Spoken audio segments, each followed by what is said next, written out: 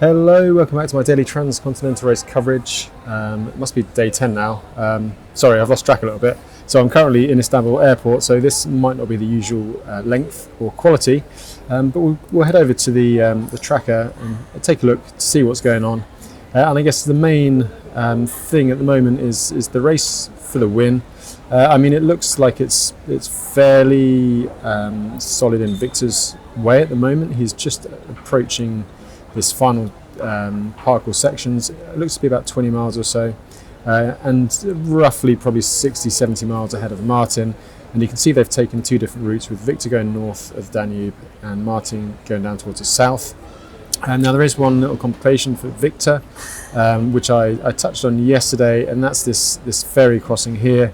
It's quite unknown as to how regular it is, and I guess Victor's, he's got time in hand. I suspect it to be unlikely that he lost a hell of a lot of time on it, but you do never know. And we're coming up to, actually I don't know what the local time is now. I think I'm probably an hour ahead. So it's 6 p.m. So I would have thought he'll get one tonight. But yeah, Victor's the guinea pig, and we'll find out who else takes that route. And Martin, on the other hand, who's done that southern route. What I'll do is now I'll just actually highlight their routes, and you can just compare the differences, because it's pretty relevant for a lot of the other riders currently on route. And so yeah, this is the main kind of the big route choice now. So north of Danube or south of Danube, slightly more direct and a bit hillier, going to the north of Sofia and through Bulgaria, or the longer loopier way around. And we see that Kristoff Streer and David Chan have taken this option. It looks like, well, Martin looks like he had a bit of a struggle off the ferry, and that's probably not unusual after a bit of a solid 8-hour stop. That's the longest he would have stopped the whole race. Sometimes the body just shuts down.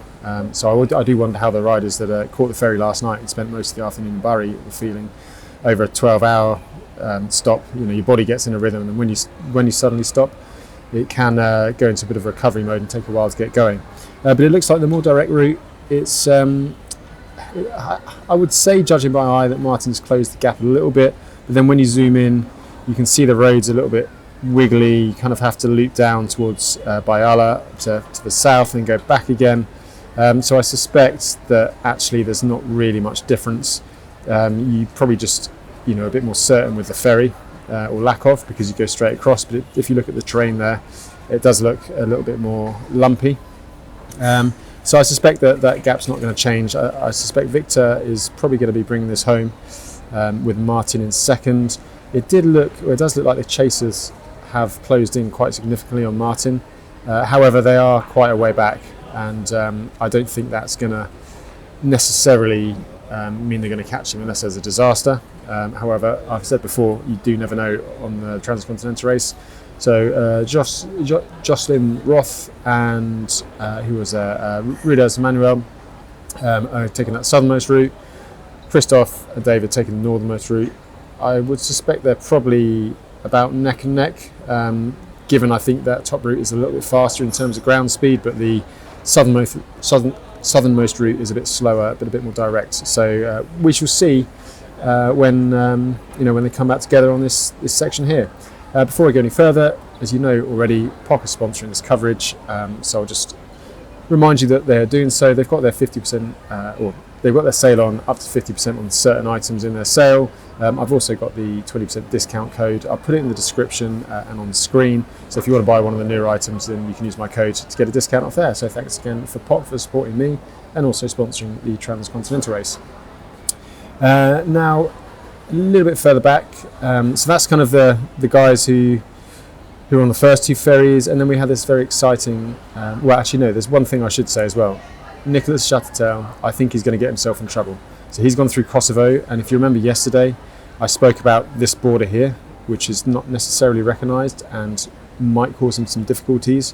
I suspect he's made a big error, and I suspect he's going to be able to pass this border relatively well, and then get to the Serbian-Romanian border. It looks like he's aiming up towards this crossing here. I suspect he's going to have to turn around and reroute. So unless he realises, he's basically got to go back down south and loop back around again. So I think he's made a bit of a major error, let's say. A little bit further back, so everyone who was on the ferry this morning, and the lead of the women's race, it's actually kind of ended up as it was. So Jana Kessenheimer, she's made a really strong start. Cynthia still in second, and Leo is starting to tail off a little bit behind. Now, I did speculate that I thought Leo might get into the lead, but it doesn't seem to have happened. We'll come on to why that could be in a second. So yeah, Jana does look like the strongest, but the gap between Jana and Cynthia is less than 10 miles, I would suggest, with Leo probably 20-30 further back. Those gaps are relatively small in the grand scheme of the TCR, so we'll have to see how that develops over the coming day. Elsewhere, there's a few riders kind of straggling a little bit behind that sort of pack. And then the next ferry, so we're Wednesday, so there would have been a midday ferry, and then a bunch of riders going for this evening ferry as well. But I'm going to focus on the other side of the Straits because that's where most of my attention has been throughout the race. And to be honest, I've not been able to keep an eye on the tracking too much today because I've been flying to Istanbul on the way to Silk Road mountain race. So that's kind of the state of play at the moment. We'll just have a little look at this parkour, and it's also worth just reminding everyone of the band roads are on the Bulgarian side of the border, so you can see the most obvious straight routes are pretty much not allowed in the race, hence Martin going a bit further north and skirting the Danube. But I think probably those routes are going to be roughly the same in terms of distance. So we'll see, as I said, how that works out. Onto the final parkour though. Victor's very close. I suspect he's going to ride non-stop to the finish, and the final parkour, we'll just go on to zoom in on that. Excuse my very slow airport internet. So it's 150k, just under, still another 1,000 meters of climbing. And I remember going to the presentation back in November about about the route, and there was some smirks. There was some kind of, and this is the last 150k, and I just get the feeling it's just not going to be very simple. I suspect there'll be some gravel in there. I suspect there'll be some surprises in there. It's a TCR, so that tends to happen. Looking at the Google Street View here, it doesn't look too bad. Actually, it's like a solid road. I did hear someone mention the final descent into the finish could be a bit sketchy. So we'll find out. It's hard to say looking at the map at the moment. I'm sure we will. I'm sure it'll come out in the wash at some point. But yeah, Victor's, I suspect he's got to ride non-stop to the finish now, and or maybe a power lap at a minimum, depending on how tired he is. And it looks like he's bringing it home, which is really good to see. Now, I won't go on too much longer because I've still got to get this uploaded and catch the next flight. But there's a couple of Instagram updates. So this was Leo just coming off of the ferry the other day. Hey, it's Leo, and I'm on the ferry and just waiting to get off. And this is the scene. So yeah, And carnage. It's just running around going crazy. I think we're all ready to get to Albania. And then this incredible rocky descent, and I was just flying. So this, just for context, I think this is the section after the mandatory parkour that I talked about quite a lot, and some riders opted to go around. But it looks like all the women went over it, and Leo's got a bit unlucky, so let's see what she's got to say. And then I got a sidewalk cut, but it does seem to be searing. I just have to keep stopping to pump it up, and then I was like, oh, maybe a little super glue will work, and my super glue is solid, dried out solid. So instead I used a little bit of glue that's for patches, a little bit of toothpaste. So still bubbling a little bit, but Well, I've never seen toothpaste be used to repair a tyre before, so I'll be very interested to see if that works. If we catch up with Leo afterwards, and yeah, that's a hell of a hack. So yeah, nice one, Leo. yeah, it's really too far. Don't think it's like dead. Doesn't look like it's working though. So yeah, it looks like she just went for the diamond plug in the end, and I think that's the best bet with this kind of sidle plug. Just hole, just put a plug in it and hope for the best. Speaking of punctures, this is Kristoff Streer, and well, breakfast is going down. Looks like a nice little pizza, and again, he's cut the sidewall of this tyre. I guess the thing to think about here is that a lot of these tyres they're pretty much beyond their service life.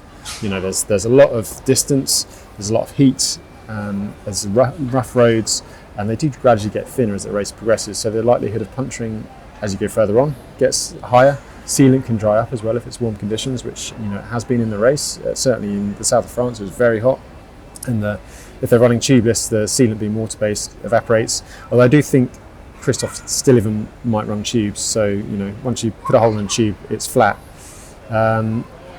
So yeah, sounds like he's got a new tyre now. Bit of messing around, but I think most people are in that boat, and I think the leaders have probably had the same issues, and that's Kristoff crossing into Bulgaria, so it looks like he's still gunning for the podium. And then there's a couple just off the Transcontinental Race official feed. So this was on the climb up before the Albania CP. A little bit of an update on the women. So Jana Kessenheimer, first woman at the top, she's an excellent climber, so I'm not surprised at all, followed by Cynthia and Lael. So it sounds like their order is kind of, in terms of at least speed over the road, is as it was before the break. I did speculate that maybe Lael was saving a little bit. She still might be, you never know. Maybe she's going to cut sleep. But we'll see over the next couple of days. I suggest there's probably 2.5 days left for them. That's kind of the parkour. Looks like that's Justinus on the parkour in the photo. It looks pretty spectacular with these big old oil drums. Yeah, that's definitely Justinus. That's Stephen. What's Stephen's surname? I always forget. I've raced him in the Tracker 540. He just beat me. Got ahead of me with about 20k to go last year. So that's Stephen there, doing a strong ride. Not mentioned him yet. So yeah, that looks like it might be Cynthia. So yeah, that's a bit of an update from that parkour. That would have been earlier today. And then finally, the official word from the front on the Transcontinental account. So I'll just read it out. So for Martin Moritz, it's clear that the chase is on. The only question is in which direction. Whilst Victor Bezzoni remains ahead of him, Martin's route cuts the hypotenuse of the Serbia, Bulgaria, Romania triangle. That's a bit of a mouthful after a long day travel. So yeah, that's what we talked about. Basically, Martin's gone the straight lumpy way, and Victor's gone the longer, flatter way. You can see there's some bandages on Martin's arm. I didn't actually mention it yesterday, but he had a bit of a crash. So hopefully that's not going to slow him down too much. But by this point, I think everyone's so slow. Not slow, but just tired. That there's only so much you can do, and you can only do your own race. But he's doing a great job. And they say, all we have to do now is wait to see which route is faster. So I'm not quite sure. This was about 5 hours ago it was posted. So I suspect that there's not much in it. Minimal. We'll see how that ferry, the little Danube ferry, affects things. We could still have some late drama. You do never know. But yeah, pretty cool images from the TCR as always. And yeah, that is with that, I shall bring this to a conclusion. So thanks again for watching. Sorry it's a bit shorter and the quality is probably not quite as good as it has been. And yeah, catch you again tomorrow for another update, and I'll be in Bishkek in Kyrgyzstan. So see you then.